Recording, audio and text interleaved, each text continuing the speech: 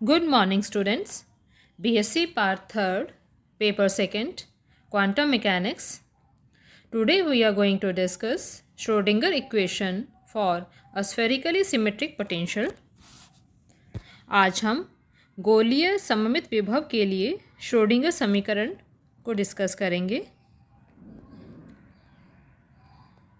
Schrödinger equation for a spherically symmetric potential.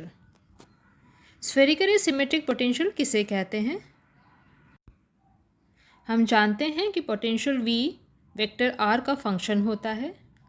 Vector R के 3 components x, y, z Cartesian coordinates में होते हैं और स्फेरिकल कोऑर्डिनेट्स में वेक्टर R के 3 कंपोनेंट्स r, थीटा, फाई होते हैं.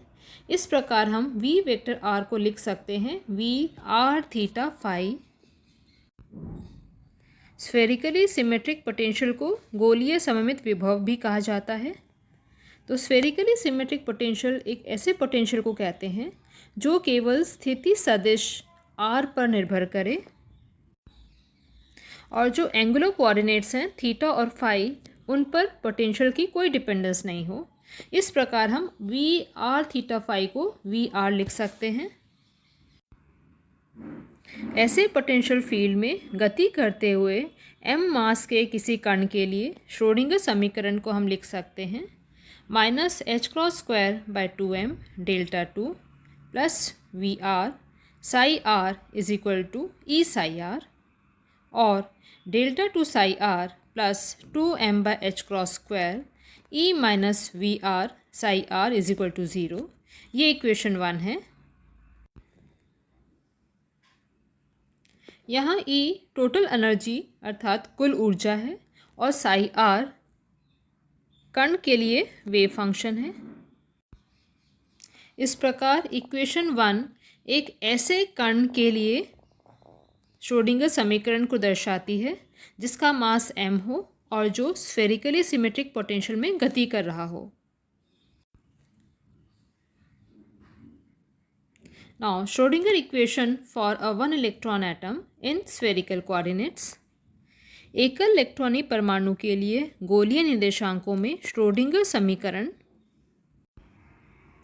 वन इलेक्ट्रॉन एटम अर्थात एकल इलेक्ट्रॉन परमाणु एक ऐसे परमाणु को कहते हैं जिसके नाभिक के विभव क्षेत्र में केवल एक इलेक्ट्रॉन ही गति करता हो.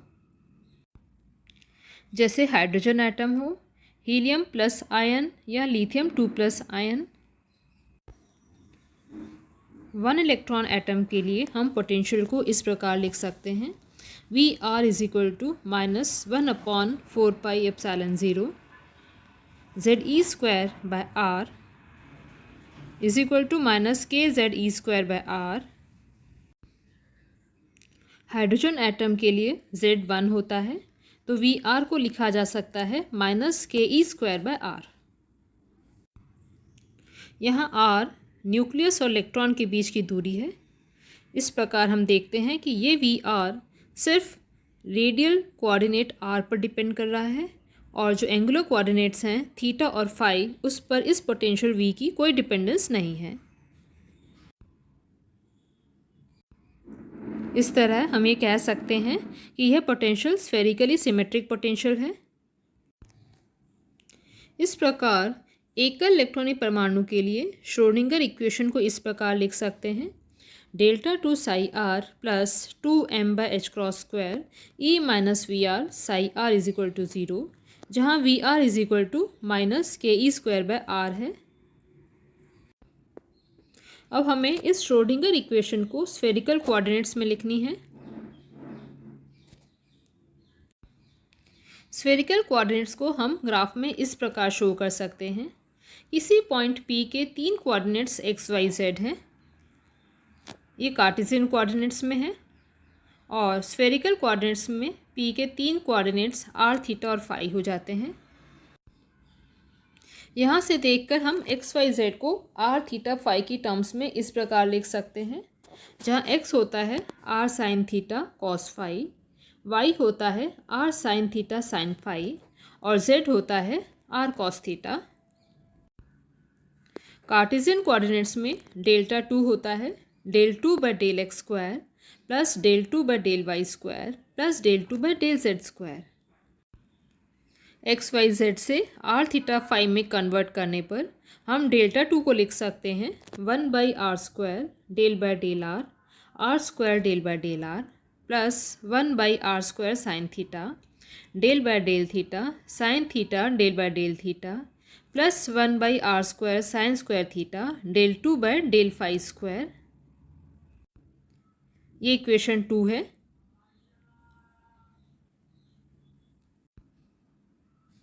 Sai R is equal to psi R theta phi होता है।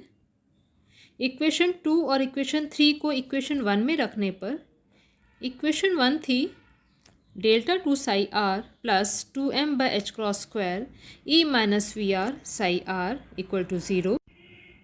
इस इक्वेशन में साई आर की जगह साई आर थीटा फाई रखते हैं और डेल्टा 2 को स्फेरिकल कोऑर्डिनेट्स में लिखते हैं तो हमारे पास इक्वेशन आती है 1 by R square del by del R square del by del R plus 1 by R square sine theta del by del theta sine theta del theta plus 1 by R square sine square theta del 2 by del phi square psi R theta phi plus 2m by H cross square E minus V R psi R theta phi equal to 0।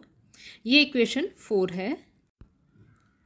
ये equation 4 किसी 1 electron atom की spherical coordinates में लिखी गई equation है। इस equation को solve करके हम किसी 1 इलेक्ट्रॉन एटम के लिए आइगन फंक्शंस और आइगन वैल्यूज़ निकाल सकते हैं। नेक्स्ट वीडियो में हम इस इक्वेशन में से वेरिएबल्स को सेपरेट करेंगे जिससे कि उनके सॉल्यूशंस निकाले जा सकें। Thank you students.